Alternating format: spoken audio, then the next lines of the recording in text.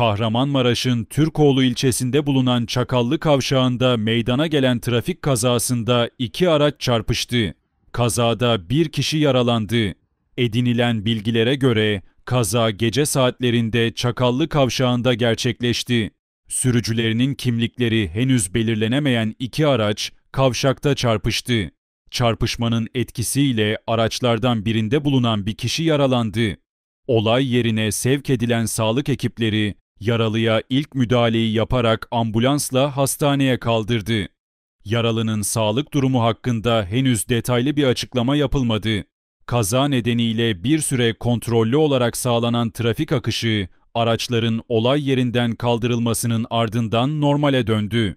Polis ekipleri kazayla ilgili soruşturma başlattı.